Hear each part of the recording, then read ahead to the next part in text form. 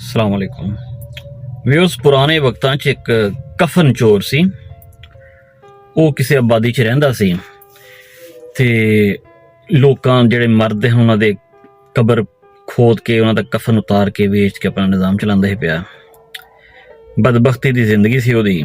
ਚੋਰੀ ਔਰ ਤੋਂ ਕਫਨ ਦੀ ਚੋਰੀ। ਦੁਨੀਆ ਨੂੰ ਪਤਾ ਹੁੰਦਾ ਹੈ ਹਰ ਬੰਦੇ ਨੂੰ ਕਿ ਕੋਈ ਬੰਦਾ ਕਿਹੜਾ ਕਾਰੋਬਾਰ ਕਰ ਰਿਹਾ, ਲੇਕਿਨ ਹੁੰਦਾ ਇਨਸਾਨ ਨਹੀਂ ਕਿਸੇ ਦੇ ਮਾਮਲੇ 'ਚ ਇੰਟਰਫੇਅਰ ਕਰਦਾ।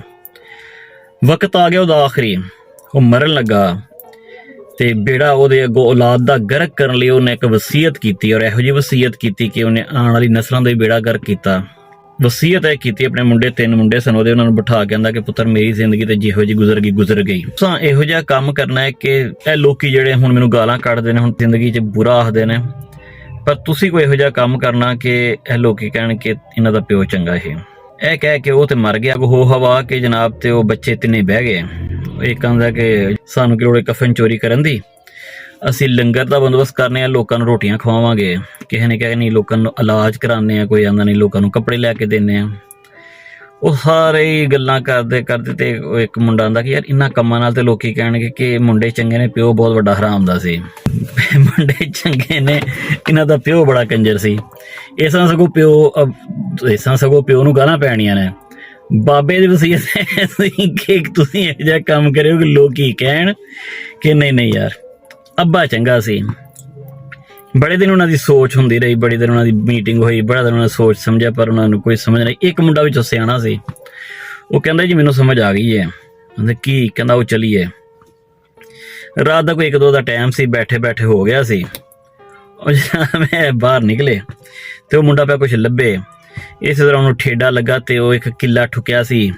ਉਹਨੇ ਉਹ ਕਿੱਲੀ ਪੁੱਟੀ, ਨਾਲ ਇੱਕ ਇੱਟ ਫੜੀਆਂ ਦਾ ਆਓ ਚਲੀਏ। ਉਸ ਦਿਨ ਵੀ ਕੋਈ ਫੌਤਗੀ ਹੋਈ ਸੀ, ਦਫਨਾ ਕੇ ਗਏ ਹਨ ਮਈਅਤ ਨੂੰ ਕੋਈ ਲੋਕੀ। ਇਹਨਾਂ ਨੇ ਕਈਆਂ ਸ਼ਈਆਂ ਲਈਆਂ, ਕਬਰ ਖੋਦਣ ਲੱਗ ਪਏ। ਕਬਰ ਖੋਦ ਲਈ ਤੇ ਕਫਨ ਵੀ ਲਾ ਲਿਆ। ਤੇ ਇੱਕ ਮੁੰਡਾ ਆਂਦਾ ਕਿ ਇਹੀ ਤੇ ਕੰਮ ਸਾਡਾ ਅੱਬਾ ਕਰਦਾ ਸੀ ਤੇ ਸਾਡਾ ਤੇ ਉਹ 'ਚ ਕੀ ਫਰਕ ਹੋਇਆ?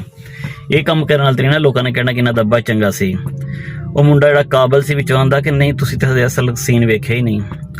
ਉਹ ਵੀ ਉਹ ਕਿੱਲਾ ਜਿਹੜਾ ਲੈ ਕੇ ਘਰੋਂ ਆਇਆ ਸੀ, ਨਾਲ ਇੱਟ ਸੀ, ਉਹ ਜਨਾਬ ਵਾਲੀ ਉਹਦੇ ਮਈਅਤ ਦੇ ਮੂੰਹ ਦੇ ਵਿੱਚ ਰੱਖਦਾ ਤੇ ਕਿੱਲੇ ਨੂੰ ਪਿੱਛੋਂ ਇੱਟ ਮਾਰ ਕੇ ਤੇ ਕਿੱਲਾ ਉਹਦੇ ਮੂੰਹ 'ਚ ਨਾ ਮਈਅਤ ਦੇ ਠੋਕ ਛੱਡਦਾ। ਉਹ ਹੁਣ ਜਦੋਂ ਕਬਰ ਖੋਦਣ ਤੇ ਕਫਨ ਲਾਉਣ ਨਾਲ ਇਹ ਕੰਮ ਕਰੀ ਜਾਣ, ਨਾਲੇ ਨਾਲ ਮੂੰਹ ਦੇ ਵਿੱਚ ਕਿੱਲੇ ਠੋਕੀ ਜਾਣ।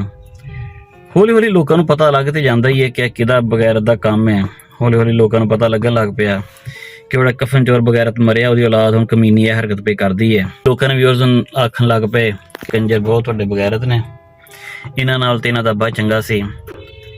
ਤੇ ਵਿਊਅਰਸ ਇਸ ਗੱਲ ਦਾ ਮਕਸਦ ਕਰਨ ਦਾ ਇਹ ਆ ਕਿ ਆਪਾਂ 3.5-4 ਸਾਲ ਕੰਨ ਫੜੀ ਰੱਖੇ ਇਮਰਾਨ ਖਾਨ ਦੀ ਹਕੂਮਤ 'ਚ, ਪਰ ਜਿਹੋ ਜਿਹੇ ਇੰਨੇ ਕੰਨ ਫੜਾਏ ਨੇ ਸਾਡੇ PDM ਨੇ, ਆਪਾਂ ਨੂੰ ਦਿਲ ਕਰਨ ਨੂੰ ਕਹਿੰਦਾ ਪਿਆ ਕਿ ਆਖੀਏ ਕਿ ਇਮਰਾਨ ਖਾਨ ਹੀ ਚੰਗਾ ਸੀ।